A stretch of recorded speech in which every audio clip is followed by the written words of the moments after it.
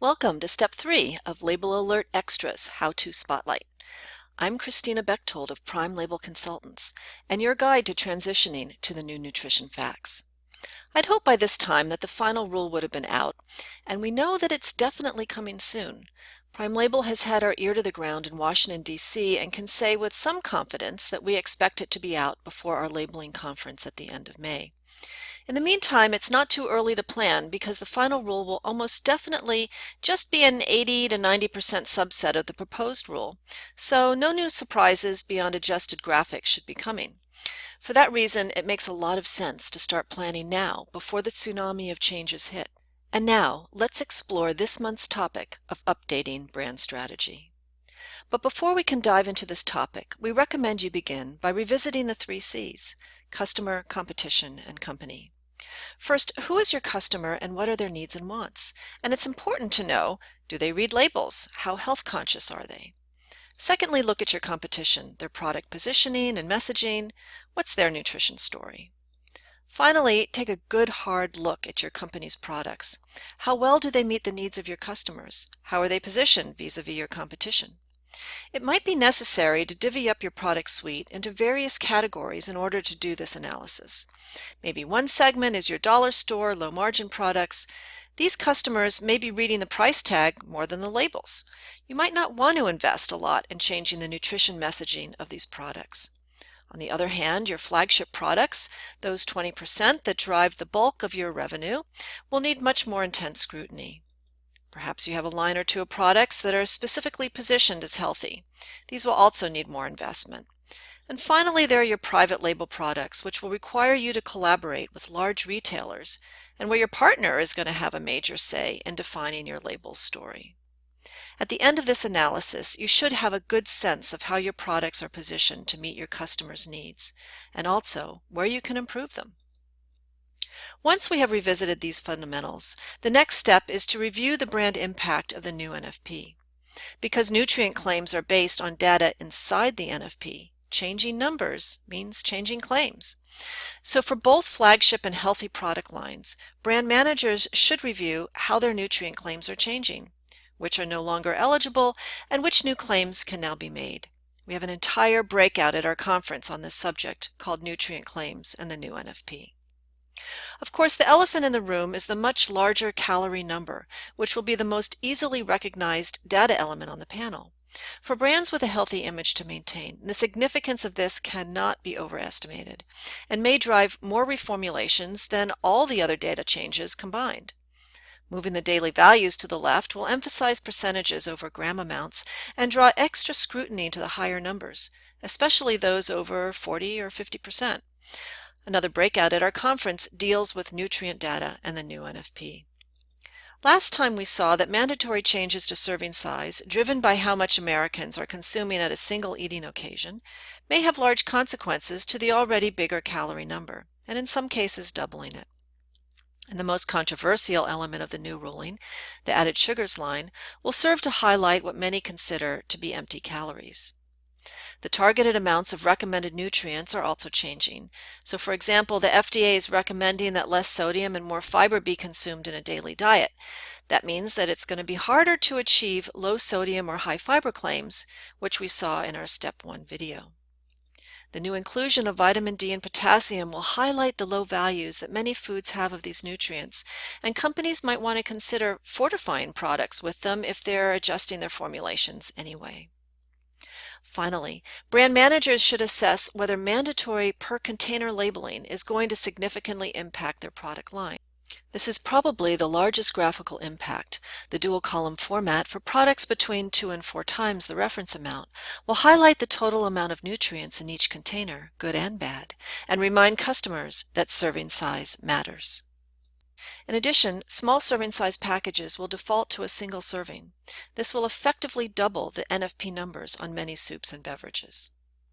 So now that you've gotten a sense of whether the new proposed NFP will significantly shift important product positioning, it's time to start updating your brand strategy for those categories that include flagship and healthy products that we identified earlier. First, we will address updating your product messaging and nutrition story. If you do this right, a deep knowledge of nutrition rules can position you with a leg up on your competition and result in a big competitive advantage. Prime Label has pertinent workshops at our conference next month to address many of these topics. In addition to the breakout sessions already mentioned, we also have Redefining Nutrition Policy for the new NFP, Prepping for the new NFP, as well as a whole day of seminars on nutrition labeling, transition strategies, and automating the new NFP with EasyForm. We recommend that you take a deep look at your current nutrition goals for your flagship and healthy products and develop a new nutrient profile or set of goals.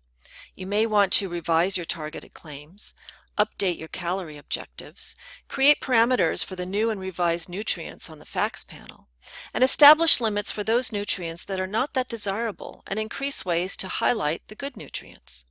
Finally, you will want to assess the impact of new serving size and servings per container rules and develop some recommendations on how to adjust so that your products can be presented in their best light.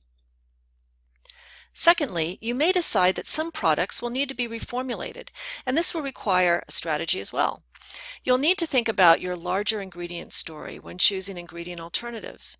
Are you going to go for concentrated, more artificial sweeteners, which will have a lower number on the panel, or, for example, more natural sweeteners like honey and maple syrup, which will have higher amounts? And adding fiber can add bulk while reducing calories, but very few isolated fibers will likely qualify as dietary fiber. So these are examples of decisions that should be made in the context of your larger brand strategy. And as long as you're reformulating, you may decide to jump on the clean labeling trend, which encourages shorter, more understandable ingredient decks. Finally, the serving rules are changing and may dictate per unit size adjustments or a different number of servings per container. And as long as you're making all these other changes to the label, you may decide to update your look and feel. I've listed some of the current trends in graphics design, which at their root are really just trying to instill more trust in the packaged food supply with a back-to-basics, clean, old-fashioned palette. And with more shoppers getting their information from the internet, QR codes are increasing in popularity as well. Given the magnitude of changes, it makes sense to start planning now for two reasons. Once the new rule hits, there will be a lot of pressure to deliver in a very compressed schedule with a scarcity of labor resources. And if you have a plan based on the proposed rule, you'll only need to make minor adjustments to sync it to the final rule. The bottom line is that with every packaged product in this country changing their labels in an unpredictable competitive landscape with scarce resources, and with your brand identity at stake, you want to get a jump start on planning. The good news is that Prime Label has services that have got your back. We have something for every level of planning, individual products, categories, or enterprises. Hopefully you're attending our conference in May or have already educated yourself and your team. Assuming that, I'd like to highlight our planning services. At the enterprise level, we have something called the Nutrition 2016 Jumpstart, which is a management planning service custom tailored to your company and product set. At its core is an accelerated education and planning session, which has three main components. First, an in-depth analysis of your product lines. Second, an on-site two-day training and SWAT team planning, which culminates in an action plan presented to management with due dates and team assignments. And third, remote follow-ups and status updates. We also have a planning service at the category level called a migration map. This service takes your nutritional data, runs it through algorithms adjusted by food technologists, and outputs a color-coded map highlighting the impact across data, graphics, servings, and claims. We call this a migration map because it can help identify which products are good candidates for relabeling versus repackaging or reformulating, and is an invaluable resource when looking at where to focus your efforts and how to phase the transition across an entire category. Of course, we can also do a deep dive on individual flagship products or your competitors' flagship products as well. So you can see we have a service for most situations, and you can find more information on these services and our education and execution suites in the links in the Get Started Now section at the bottom of this newsletter or on primelabel.com. We hope that you enjoyed the third installment of Label Alert Extra, and hope that you join us next month for Step 4, Plan Packaging Changes.